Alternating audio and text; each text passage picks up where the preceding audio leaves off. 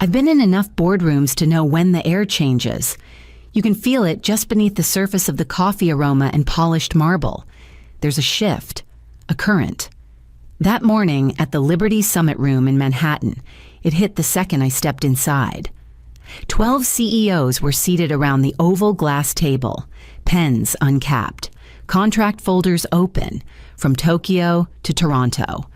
They'd flown in to finalize a $9 billion global infrastructure deal, one I'd spent the last 12 months stitching together across time zones, languages, and egos. I'd orchestrated every piece, every seating arrangement, every dietary request, every handshake moment. This was my room, my deal. My name was on every pre-signed draft. Then the door opened. Derek London walked in like he owned the building new haircut, smug as ever. He wasn't alone. 2 corporate security officers flanked him, and behind them, my assistant, Emily, wearing a badge labeled Strategic Ops Coordinator. My title, "I'm afraid we won't be needing you today." "Callie," Derek said, his voice loud enough to bounce off the walls, "why don't you let Emily take it from here?" The room fell silent. The CEOs turned slowly, eyes shifting from him to me. I didn't move. Not right away. I looked at Emily. She wouldn't meet my eyes. Then I looked at Derek and smiled. Because here's the thing Derek thought today was about him. A grand entrance, a power grab, a clean public severing. What he didn't know, what he never bothered to ask about, was the clause I'd embedded into the contract 6 months earlier. Clause 12.4. Simple language, nothing flashy, buried halfway through the mutual obligations section, but binding. If the named liaison is removed prior to final execution, all memorandums of understanding are rendered null and void. I was the named liaison. So, yes, Derek had walked in with a performance. He had his cameras waiting in the hallway, a press release drafted and queued. But the moment he opened his mouth, he didn't just remove me, he blew up $1.9 billion, and he hadn't even finished his first sentence. You don't land a $1.9 billion negotiation table by accident. You build it slowly, painfully, and without applause. I grew up in Flint, Michigan. My dad worked 3rd shift at the GM plant. Mom took on nursing doubles so we could keep the lights on. Dinner was spaghetti 6 nights a week. The 7th leftovers. I used to practice boardroom introductions in the mirror while folding laundry. When I landed an entry-level admin role at Ascentitech, I didn't even own a blazer. I bought one from a thrift store and had it tailored with babysitting money. I was 23 and invisible in meetings, but I stayed late, took notes no one asked for, and learned the structure of every deal that passed through the executive floor. By 28, I was translating contracts in real-time Mandarin to English, French to legalese, depending on the client. At 30, I became the youngest strategic partnerships lead in the firm's history. Not because someone mentored me, because I earned every damn syllable of my title. And what did I trade for it? Well, my first engagement dissolved when I missed 3 flights home in a row. I spent my 30th birthday in a hotel in Jakarta, eating room service dumplings and finalizing a procurement clause for a deal that never made headlines. I missed my father's last Thanksgiving because I was in Tel Aviv, navigating cross-jurisdictional trademarks. He died 3 weeks later. I gave everything I had to get here. So no, Derek hadn't just humiliated me with his little boardroom stunt. He trespassed on a foundation I'd poured myself. Derek. He waltzed into a C-suite position 18 months ago with a perfect smile, a PR team, and a LinkedIn profile full of buzzwords, synergy, momentum, agility. He gave TED-style presentations on strategic vision while I negotiated with foreign ministries and secured regulatory green lights in 6 countries. He hadn't just overlooked my role in this deal, he'd never understood it to begin with.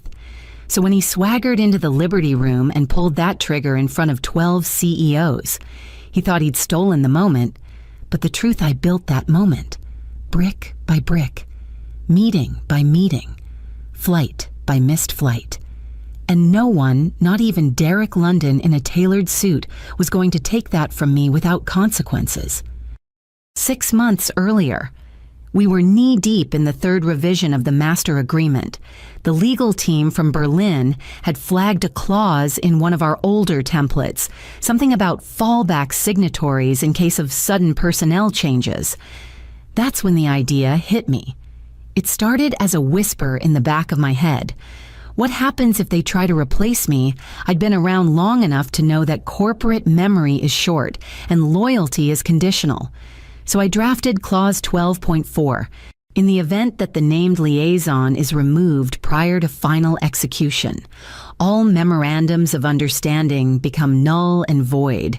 It wasn't dramatic, just precise, clean, tucked under continuity and accountability between two risk mitigation subpoints no executive ever reads, one by one. I walked the clause through with each CEO, over espresso in Paris with the French telecom rep, over seaweed soup in Tokyo with Takahashi-san, who appreciated the emphasis on stability, over a midnight Zoom with Henrik from Munich, who said, "Smart, very smart." They all signed off, every last one, because they trusted me to be there when the ink dried, not some last-minute puppet, Derek. Of course. Didn't even make it to page 9. He skimmed the summary, nodded at the branding mock-ups, and told his assistant, some bright-eyed grad school intern named Rory, to push it through. That's the thing with men like Derek, they assume the details are beneath them. They don't see the traps because they're not looking for them. They think the real moves happen in front of cameras, not between footnotes. But Clause 12.4 was just the beginning, the real trap. It fit in the palm of my hand after a near-catastrophic slip-up 2 years ago when a rival firm tried to forge my signature during a connection layover at O'Hare. I worked with our cybersecurity council to build a hardware-based signature protocol, my encrypted digital key. Stored on a physical token, no one could access final contracts without it. Not Derek, not even legal. The system required my PIN, my fingerprint, and my token, no signature, no deal. And that morning, as Derek stepped into my chair like a man about to take a victory lap, I felt the reassuring weight of that key in my bag. He thought I'd left the room empty-handed. He had no idea I was still holding the detonator. It happened in Sao Paulo. A forged signature showed up on a vendor-side agreement while I was 30,000 feet in the air. Someone had copied my initials, loop for loop, and greenlit a 12 million authorization without blinking. By the time I landed, half the team was in panic mode and legal was prepping for arbitration. That close call taught me something in a world obsessed with speed. Security had to be personal, so I built my own safeguard.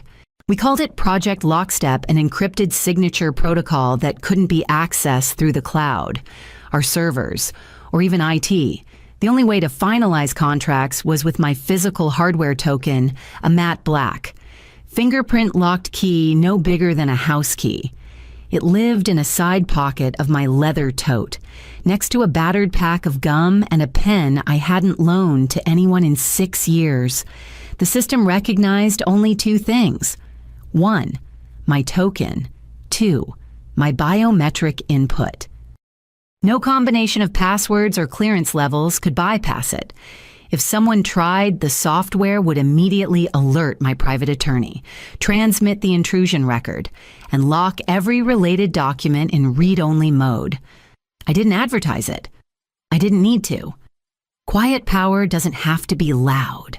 That morning in the Liberty Room, as Derek sank into the chair I'd warmed for a year with late nights and early flights, I heard the dull thud of my bag hitting the floor beside me. The token was still inside, and I could feel its exact outline through the leather. Comforting. Unyielding. Derek began flipping through the briefing packet like he was reading a dinner menu. Emily, God bless her, hovered beside him with a tablet. her hands slightly trembling. She wasn't ready. Neither was he. Because those documents they were about to parade around the room, they weren't real. They weren't binding. They were shells. Dress rehearsals. Only I could make them matter. And the second I walked out of that room with my token still in my bag, 12 CEOs were no longer holding contracts. They were holding confetti, clean-cut, well-printed, high-stakes confetti, and they were about to find out. Derek opened with the usual fluff, thanking everyone for flying in, nodding toward the skyline, throwing around the word transformational like it meant something. His voice had that forced cadence he used when he was trying to sound visionary. The kind you hear at tech summits before a panel on disruption that never actually says anything. He was 2 minutes in when it happened. The CEO from Oslo Matthias Oehn leaned back in his chair and raised one hand, palm relaxed but deliberate. He was known for being quiet, cautious. When he spoke, people listened. "Mr. London," he said evenly. "Could you clarify the implications of Clause 12.4? The room shifted. Derek blinked. Just once. Then flipped through the executive summary like he was looking for a misplaced car key. His mouth opened, but no words came. To his left, Henrik Vollmer from Munich silently capped his Mont Blanc pen and set it down. To his right, Takahashi-san from Tokyo slowly closed his folder and folded his hands over it. No one raised their voice. No one looked at me. But the air had changed again, and this time, it wasn't subtle. Clause 12.4 wasn't just legal language, it was a litmus test. They wanted to see if Derek had actually read what he was presenting, if he understood the stakes, if he deserved to sit in that chair. He didn't. His throat tightened. I could see it from where I stood, a few feet from the table, bag still looped over my shoulder. Emily was now frozen, eyes darting between Derek and the screen in front of her like she might find the answer in the margin. "Well," Derek started, voice thinner now. Clause 12. 4 addresses continuity protocol in the event of, without her, Henrik cut in, his German accent crisp as glass, who ensures our terms are honored. It wasn't a question. It was an indictment. I watched as 2 interpreters stationed discreetly behind the CEOs stood without a word. They packed their headsets, their notes, and walked toward the door in quiet unison. Another CEO, Eduardo from Sao Paulo, closed his folder and laid his pen directly in the center of his notepad, ink tip facing away. That gesture meant one thing in rooms like this: permanent withdrawal. The silence that followed didn't feel empty. It felt full of conclusions, of decisions, of endings already written. And in the middle of it, Derek London sat in my chair. Finally realizing he hadn't inherited power, he'd interrupted it. I'd stepped just outside the Liberty Room, into the hall where the morning light sliced through the windows in sharp, sterile beams. My back was to the glass, but I could still hear everything, every shallow breath, every flip of a page that suddenly sounded like thunder. Then came Derek's voice, strained and rising. "Get legal on the line. Now." There was a scuffle of movement, someone fumbling with the speakerphone, and then the clip tone of Madison Lane, our general counsel, cut through the static like a knife. Clause 12 is hard-coded into the approval framework. She said calmly, "Even attempting to override it triggers traceable alerts. It's locked." A pause. "You mean we can't remove her?" Derek asked, as if the words themselves didn't make sense in his mouth. "No," she replied. "You already did. That's the problem." Another beat of silence, and then someone inside let out a sharp, strangled sound. It wasn't a scream of pain. It was worse. Panic. Pure and unfiltered. I didn't even have to see the face to know who it was. I'd heard that sound once before when Derek lost a key client in his third week and tried to bluff his way through the debrief. He didn't like being surprised. He hated being outmaneuvered, but nothing unnerved him more than being irrelevant. And that's exactly what Clause 12.4 had made him. I stayed still, letting the moment stretch. A junior staffer, Jess, from corporate comms rushed past, clutching her phone like a lifeline. She didn't look at me, just muttered something about media delay options as she disappeared into a side room. 2 minutes later, Rory, the same intern who once misprinted my name on a press release, walked out pale and glassy-eyed. He paused just long enough to whisper into his earpiece, "The Tokyo delegation is already leaving." I didn't flinch. The meltdown was fully underway.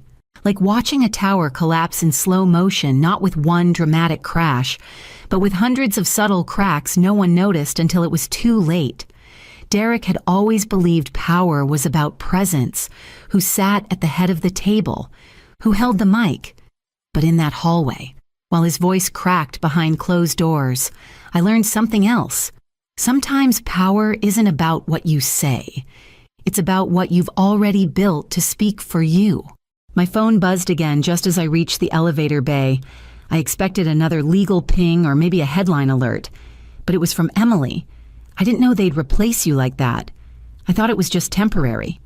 The words hung there, like smoke after a controlled burn. Too soft. Too late. A second message followed. "I'm sorry." I stared at the screen for a moment, thumb hovering. But there wasn't anything left to say. Emily had been with me for 3 years. I'd mentored her through mergers, visa snafus, even her mother's emergency surgery. I'd brought her into rooms she never would have entered at her age, and now she was wearing my badge, standing behind Derek like a prop. I didn't blame her. Not fully.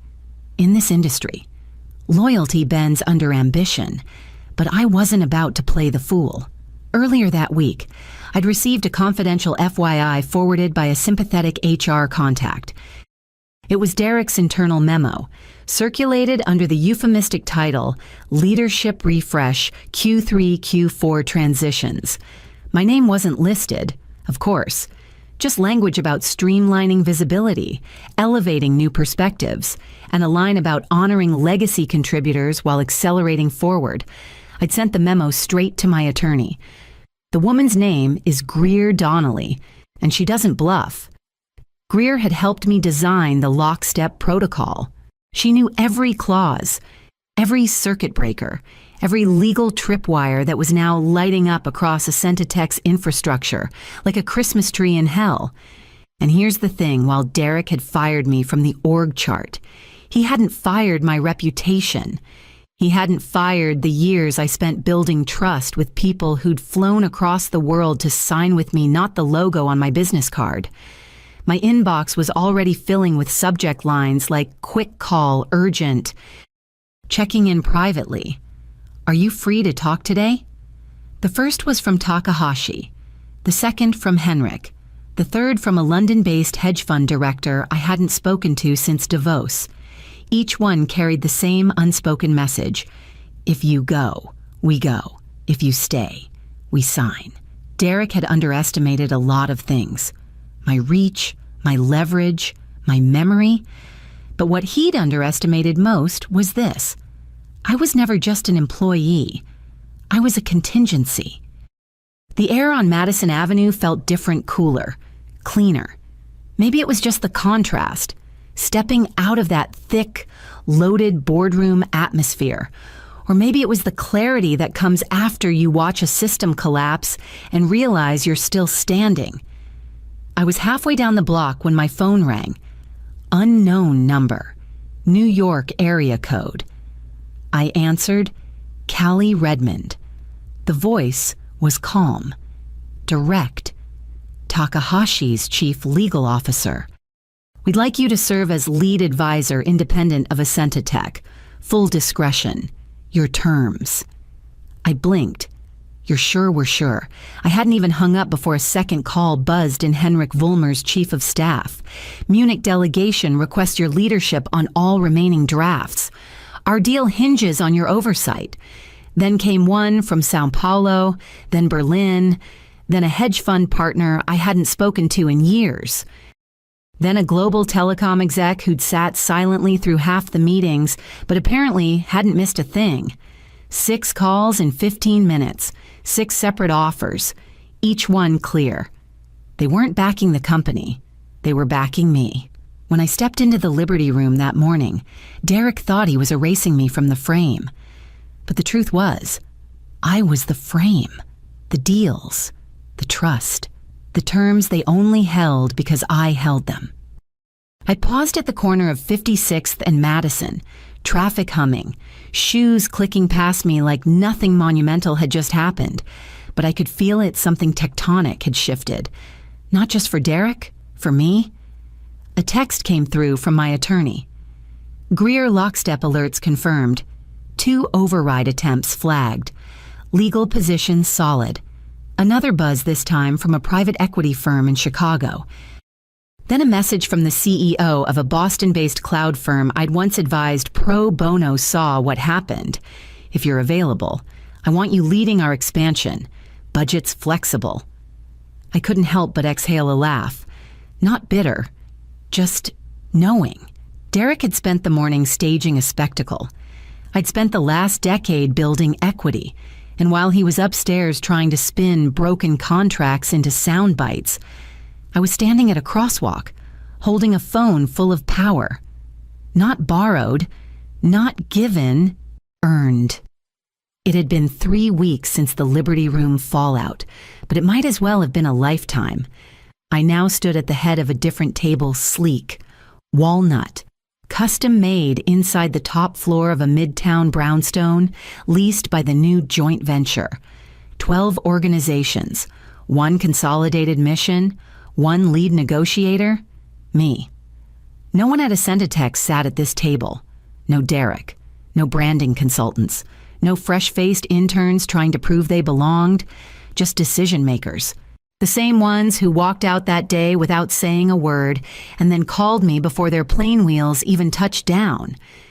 Henrik Vollmer was already seated when I arrived. Sharp suit, pocket square, hair just slightly out of place in a way that somehow made him more precise, not less. In front of him sat a slim black glass case. He looked up and gave a small nod. "Before we begin," he said, and gently slid the case across the table toward me. Inside was the pen, his Mont Blanc, the same one he'd set down on the conference table in silent protest when Derek couldn't explain Clause 12 or.